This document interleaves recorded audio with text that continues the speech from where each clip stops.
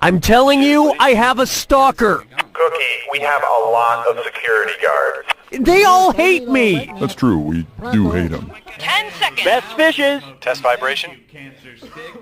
6, 5, Go to black. 4, 3. In your coffin.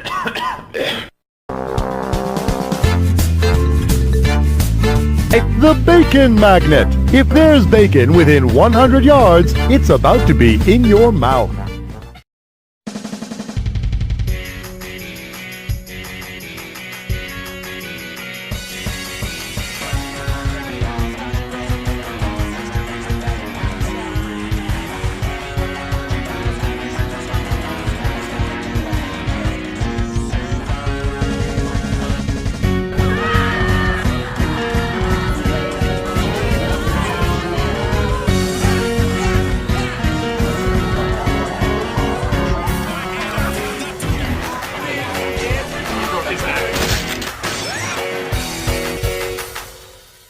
You are thieves, and soon we'll put apples in your mouths and stick you in our toaster ovens.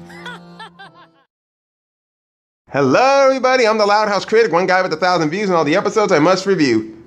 I'm guessing it was kind of hard for all of you when Halloween ended at midnight. I know, and it was hard for me too to actually let Halloween go because it's one of my favorite holidays.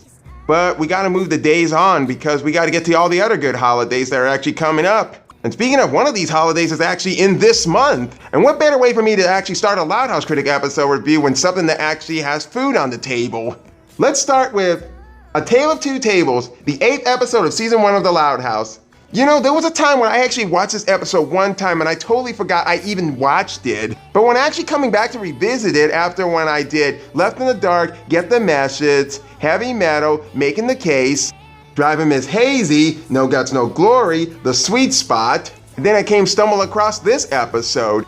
And ironically speaking, all 7 of those episodes I just mentioned, I actually reviewed them. And here I am reviewing the 8th episode. So let's find out what dish is going to be put on the table tonight.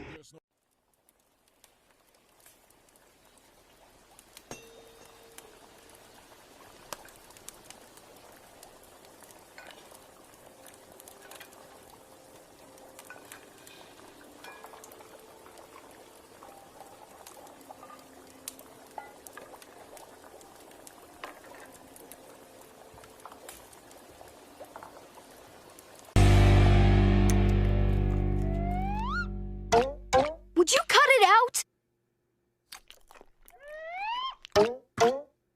Come on, man, stop! Hey, stop beating your meat with him. Good night, everybody. In most families, a kiddie table is something you only see at holidays. I got that too. Lincoln. But in a family as big as mine, it's part of everyday life. That sounds ridiculously stupid. At my house, we never have a kiddie table. My whole entire family sits at the table together.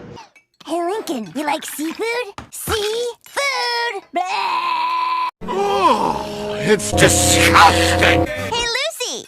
I want to suck your blood!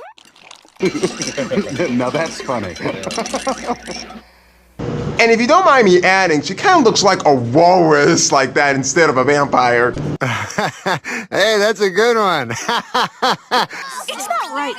My 5 older sisters get to sit at the grown-up table with Mom and Dad.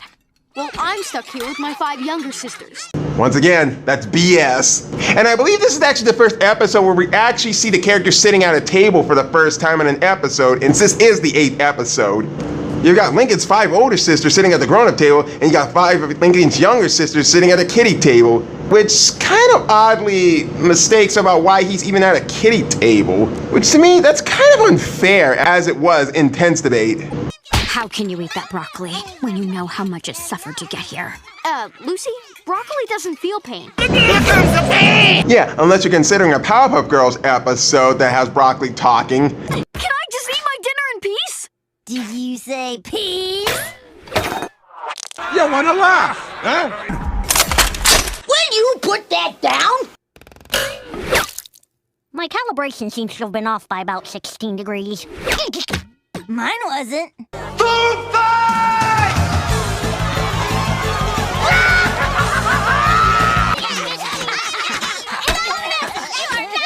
This is totally fucking ridiculous for all of them to behave like this at a table. As bad as they were behaving in a grocery store, but somehow Lincoln's fed up with their shit, and he decides he wants to actually sit at the grown-up table, which I like to even imagine. Yes, rosebud frozen peas, full of country goodness and green penis. Your comedy is so mature. Much better than your maturity, I can tell you that. Then again, come to think of it, I wonder if they'll even let Lincoln sit at the grown-up table.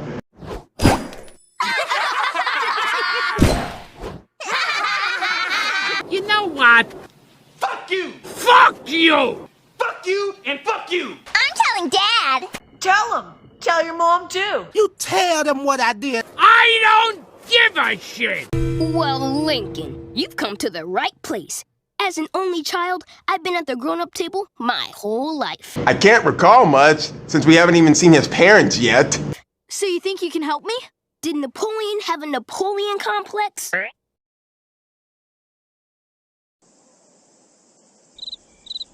I don't get it. That's a grown-up table joke. You don't get it now, but you will soon. Let me guess, you have no idea what that really means. Well, Clive McBride, thinking that he's a real good expert with table manners, he decided to help train Lincoln to actually be part of the grown-up table, which kind of seems like a thing that Lincoln could have actually figured out on his own. But hey, this is the way of the writers to actually have Clive fill in the gap of an episode. Good morning, Riverton! Nothing like that first cup of Morning Joe. Yeah, I want you all to remember this when you watch the episode Lock and Loud. Because let me tell you, this actually gets repeated again. Mountain grown.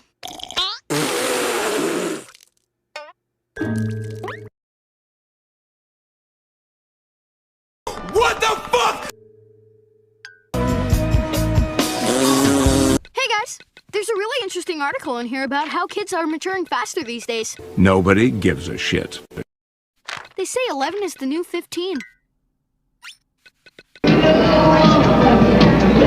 What's the matter? Can't you talk? Ooh, the House is debating the new highway. Whoa, hey, look at the news here. Should only be considered meat. What the hell is the matter with these people? Does it even matter? What the hell are those people on in that White House? Then again, thank God this wasn't Joe Biden, and this was George W. Bush at the time. Are you feeling okay? Me? Never felt better. Though the back's a little stiff. Getting older ain't easy. Am I right, ladies? Can't you say anything helpful? I told you she was playing with half a deck. Angela the Nutcake. Ain't that right, Angela? Ain't you Looney Tunes? Very funny. I was using it first. I was. Give it to me. Took it away from me. Hey, that's my reptar, Lillian. It's not, Philip. It's 2, Lillian. It's not. There's 2. It's not. Lola, Lana, what's going on? Don't worry, Dad. I got this. Now, children, if you can't share the jump rope, then neither of you gets to use it. You broke my smolder. What's with kids today, huh? No respect. No respect at all. That's feeling supportive and being helpful, but then again, it's not too supportive and helpful. Nothing like a nice, smooth face to start the day. She just walked away like a total idiot in silent treatment. Yep. Maybe I shouldn't have used the razor Mom shaves her legs with. God damn! But the way you cut yourself up like this could have been worse. Yeah, next time you should wait until you actually hit puberty. By gluing many razor blades to this ordinary desk fan, I'll save time in my morning routine. God damn it! Survey says I need my magic pixie dust. I'm Captain Hero and I can't feel my face! God damn! And you know, personally, I would never shave with the fan on in the bathroom anymore. So we move on to phase 2 of Clyde's plan. This is a lot of nightmare-inducing cutout cardboards I have ever seen. And I thought Out of That Box House kind of looked faked. Now, show me your salad fork. This one? That's your dinner fork. Eat, please! Tingle. Now, have some bread. Wrong. You just ate Lori's bread. Don't worry, beautiful. I'll share my buns with you. Good night, everybody. That was really dirty-minded of the writers to actually have a black kid to say that to a white girl. Ah, me, young love. Oh, it's a grand thing. You know, personally, this was the first dirty adult joke I ever got. So, Lynn, how about those Republicans? Wrong. Never talk politics. Why? Because that will piss a lot of people off when I say that Joe Biden, Barack Obama, and Richard Nixon are the worst presidents? We could really use some rain? That's very good. Soup spoon, salad fork, butter knife, dessert plate. A candid picture of Lori? Oh, how'd that get in there? Yeah, that's another Bugs Bunny cartoon conspiracy about him being a pianist and that little mouse was pissing him off and he actually was flipping through the music note and then he found that picture of Marilyn Monroe or whoever the fuck that was and then he continued to flip through the music notes. You're making great strides, Lincoln. You feel it? Keep it up. You got a heart, kid. Yeah. I'm all grown up. Yeah, don't try to be like Mickey from the Rocky movies. This is the writer's problem with Clyde. And you know, I would go more into this, but let me save some of that for later. And then we come to phase 3, and somehow with that suit, I swear I kind of seen a suit like this that Lisa actually used for a future episode for Jerry Antics for Pop Pop. Then again, it was a shade of different color. I think my work here is done. Ready for the grown-up table, big guy? Bellissimo! Did Napoleon have a Napoleon complex? I still don't get it. Me neither.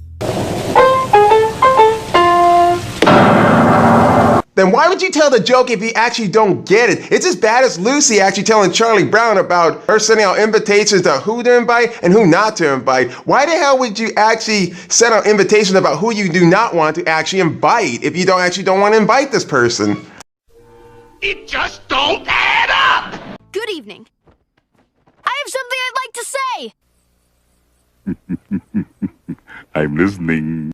There comes a time in every kid's life when he's ready to put away childish things and make that big leap into the adult world. Get to the point, Lincoln. Fine, whatever. Spoil the moment. I don't think I should sit at the kiddie table anymore. I want to sit at the grown-up table with you.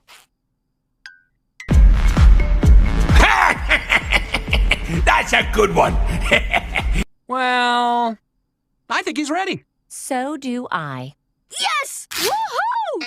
Is that my suit? No. I got it from a drunk who actually got it from a Jew who actually got it from a priest when they were all walking into a gay bar.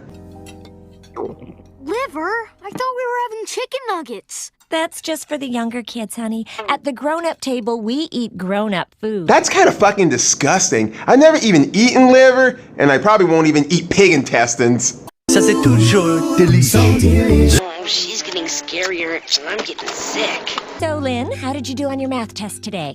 Good, Mom. I think I really nailed those integers. I should have just ended it right after you. This is insanity. So, Lori, I heard Bobby's dad had a hernia operation. How'd that go? Okay, I guess. Whoa, timeout, fucking timeout. I never knew Bobby actually had a dad. Hell, the only thing I knew about the Casagrandes was Bobby, Ronnie Ann, and their mother. And I never even saw the dad actually leave with them to go to the Casagrandes bodega. And I'm no professional with the Casagrandes, but somehow I had a feeling that the dad actually up and left. No car accident, no tragic death. He just up and leaves his family? That's just my theory. Hey, I heard a funny joke today. We don't tell jokes at the grown-up table. We're seeing, brah. That is bull, okay.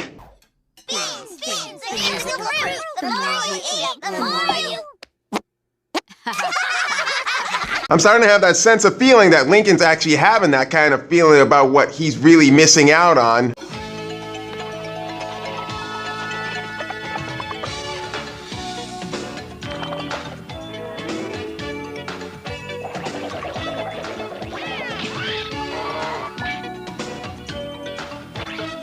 He's your favorite fella, singing a cappella, Saturday morning a cappella with Dubs. Okay. You're all excused. Mother, I believe you forgot something. Dessert? Oh, that's just for the younger kids. Oh, God, are you shitting me? What? And speaking of dessert, remember what I said in a certain episode that I did during Lily Loud Month back in 2020? Somehow, with all them eating ice cream at the kiddie table, this feels like it was a bit of a foreshadowing for an episode about ice cream, especially when we don't even get to see what Lily is actually eating, which I doubt it's even ice cream anyway. And yet that episode is still on my top 7 favorite episodes of the Loud House of season 4. Clyde, the grown-up table is a nightmare! I didn't realize how good I had it at the kiddie table. I gotta get back. Negative, Lincoln. You can't ask to leave now. Next time you ask your family for something, they won't take you seriously. Is that what you want? No. I'd buy them all a bouquet of hand jobs. What is this? Now I gotta run. My parents and I are doing our taxes. Mwah! Good night, everybody. Yeah, that's something you really shouldn't be seeing what two parents are doing together in a bedroom. But then again, at this point, before even overnights exist, we didn't even know that Clyde actually had 2 dads. And I don't want to imagine those two doing their taxes. And personally, the more I watch Full House, the better I'd be off not knowing how to play that kind of game in bed. Well, they're doing their taxes. Are they going to do their taxes every night? For the first couple of months. I don't think so. Look, you guys, I've thought about it, and I really don't belong here. I think I should go back to the kiddie table. You can't go back. You can never go back, bro. What the hell? Did this all become part of an Edgar Allan Poe musical? Then again, this has to be a nightmare. You're one of us now. A grown-up.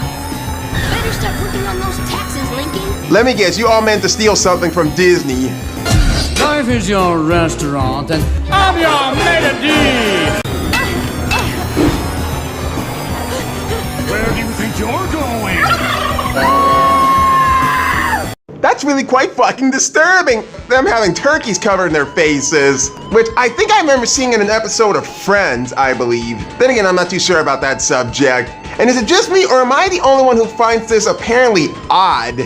How looking back and reviewing a first season episode of The Loud House when the parents are actually hiding their faces, when suddenly we kind of got used to seeing their faces. Because I can't be the only one who's used to seeing both the parents' faces, unlike not seeing their faces at all. I'm not a grown-up yet. I'm still a kid.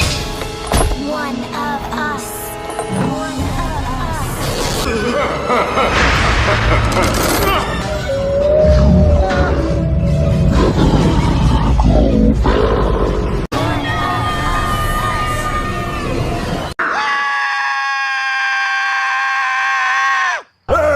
There'll be none of that around here. It's all my fault. I worked so hard to prove I'm a grown-up. Maybe it's time to act my age. Oh boy, I can't wait to see how this shit is actually gonna turn out. I've seen worse stupid shit in the grocery store. Lincoln Loud in the house! Where my grown-ups at? Are you ready to chow? Oh no.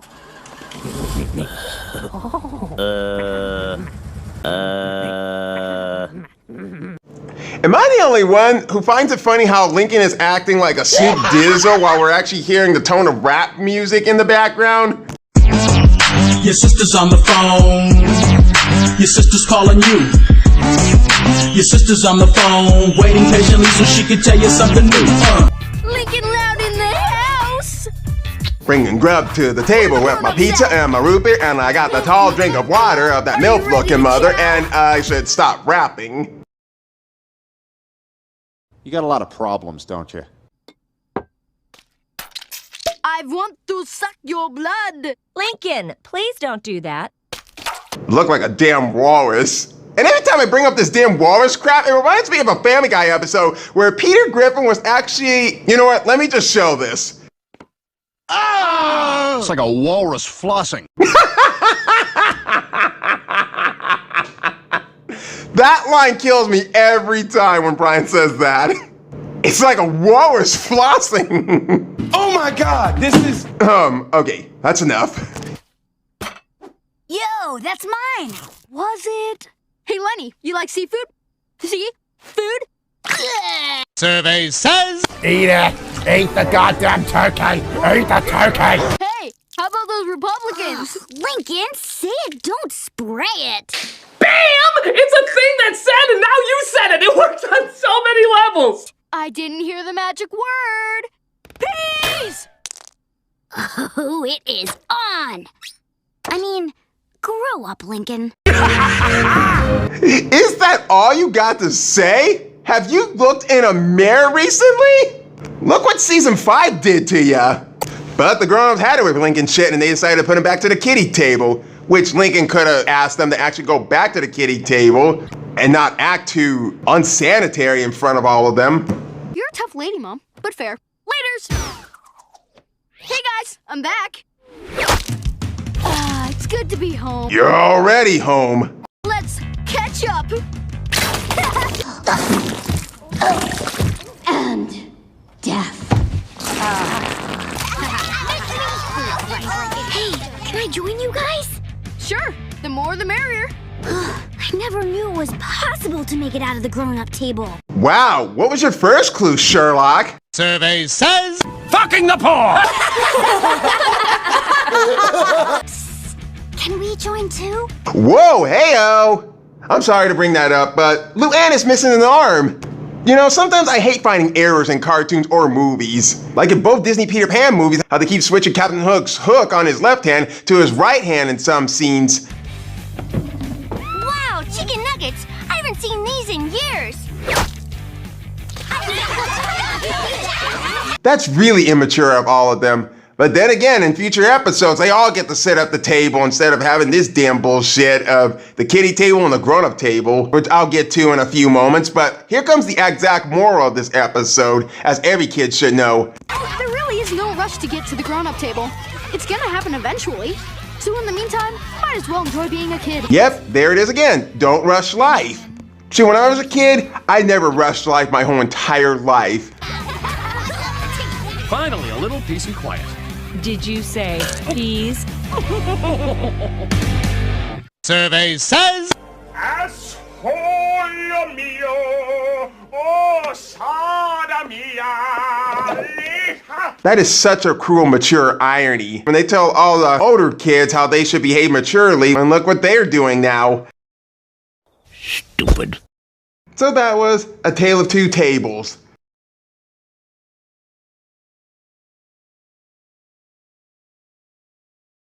I woke up, it was 7. I waited till 11 just to figure out the... Okay, so the dish rating I would give this episode, the story as a whole is one of the best ones.